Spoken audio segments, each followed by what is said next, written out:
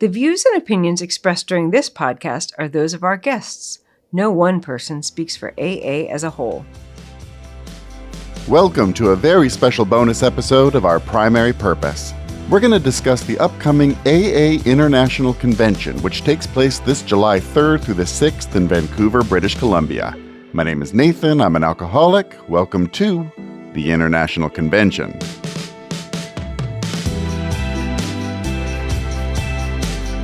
We sat down with 4 board members and a GSO staff coordinator to chat about AA's biggest event. What is it, why is it such a big deal, and what it's like to experience it for yourself. Here's Carolyn W. and Vera F. sharing the overall vibe. It is electric. There is so much enthusiasm. Everyone just really wants to show people how welcome they are and participate. The enthusiasm for it is huge. You can imagine walking into this massive arena that's filled with tens of thousands of sober alcoholics all gathered together for recovery, and this overwhelming sense of unity and joy. From the moment that you walk in, this energy just engulfs you. People are laughing and hugging old friends and making new ones, and the sound of 40,000 plus AA members saying the Serenity Prayer in unison is one of those moments that kind of gives you chills. But it's not all huge crowds and large gatherings. I think the amazing thing for me personally is just those quiet moments of personal connection that you can find in this great big place full of people. And I don't know who that'll be or where I'll find them, but I know that there will be those moments I share with other AA members who we just pause in a hallway somewhere or randomly sit next to each other in a meeting somewhere and have that brief moment of connection. It's really, really special. People can expect, of course, speaker meetings, there's workshops, panels featuring AA members from all over the world. If you're interested in history or you're interested in service or you're just interested in personal stories of recovery, I think there's something there for everyone. There's smaller sessions on more specific topics, opportunities to connect with people from different countries. I sat in on some meetings just to hear the language. I sat in on a meeting spoken in German, and I just wanted to hear the language. And, besides the official programming, there's plenty to do. Grab coffee with some friends, explore the whole city. Speaking of exploring the city, here's Trish L. to tell us about a popular tradition at the International Convention. When the meetings end on the Friday night and Saturday night at the Convention Center, the convention campus in Vancouver includes BC Place Stadium. It's about a 20-minute walk from the Convention Center itself to BC Place Stadium. Mm-hmm. So Walk the Walk is all of us walking, who choose, who can, walking from the Convention Center to BC Place Stadium. And the excitement builds with every block. In Minneapolis, I thought I was floating on air.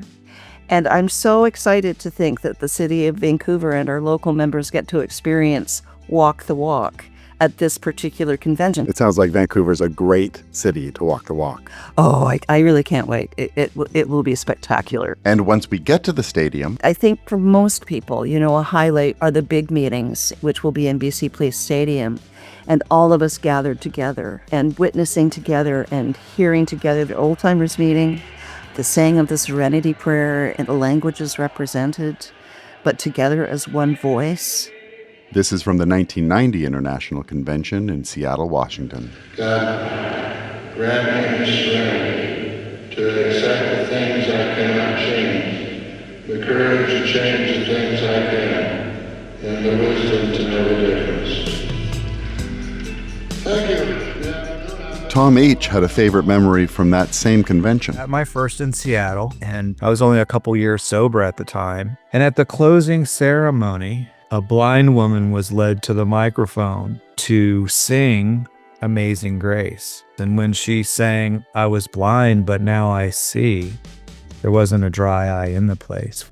Here's Trish again. For me, a highlight of any international that I've ever been to, and this could only happen in Alcoholics Anonymous, and it was the hard work of the organizers of that convention, was hearing a young man who was serving time in the Georgia prison system share for the first time publicly, the first time outside of a jail or institution, in front of all those 57,000 people under the dome in Atlanta, sharing his experience, strength, and hope. That was extraordinary. You could hear a pin drop. Another favorite is the Old Timers meeting. The way that works is that members with over 50 years of sobriety, they all sit in a section very close to the stage. The names are randomly pulled, and we get to hear from 15 or so of them, I guess, that come up on stage and share for 5 minutes.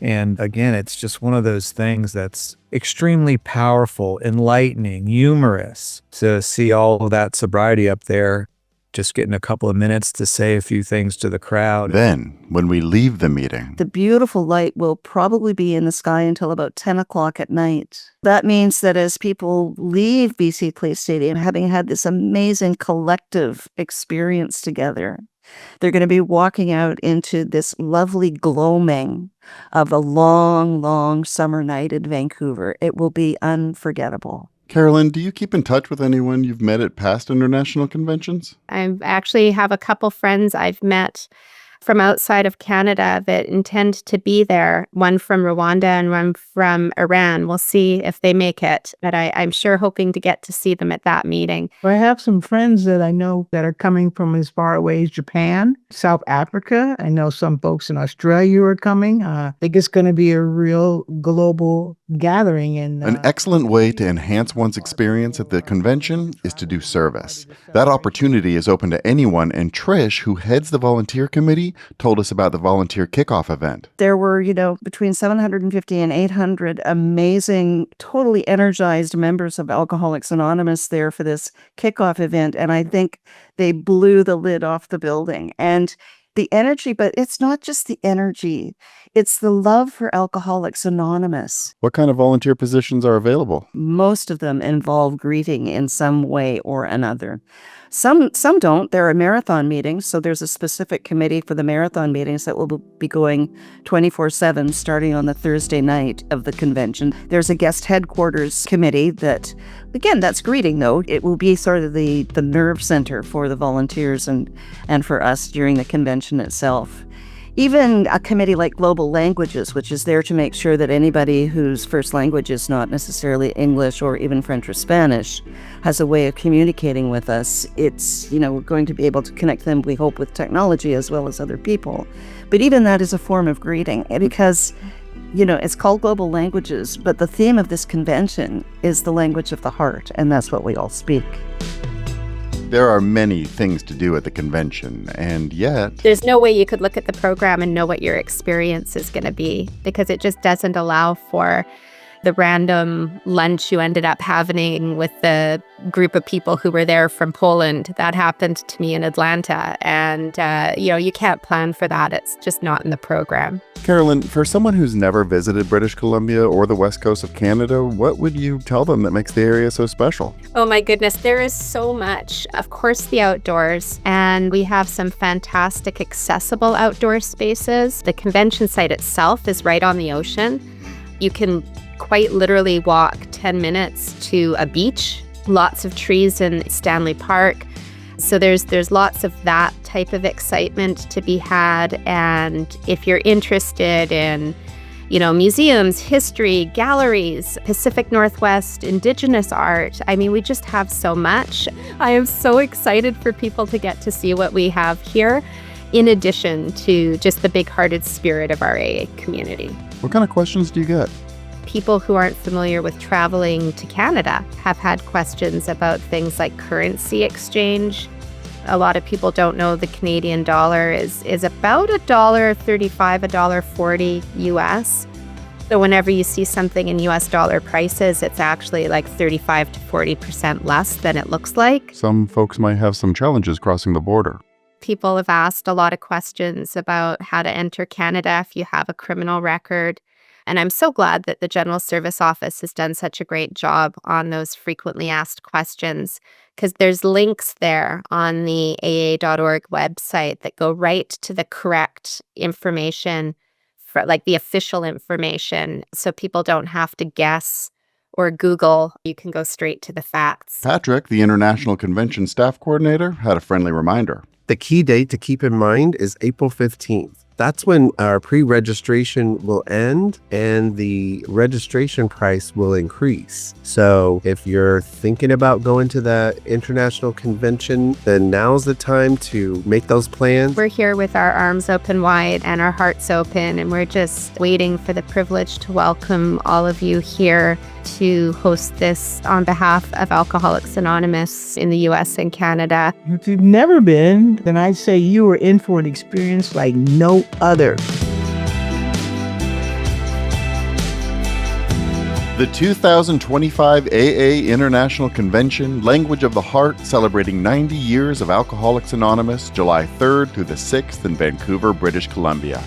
Information about the convention, registration, housing, volunteering, and more can be found at aa.org. We can't wait to see you there. Thank you for listening to Our Primary Purpose, a podcast produced by the General Service Office on behalf of the Fellowship of Alcoholics Anonymous in the U.S. and Canada.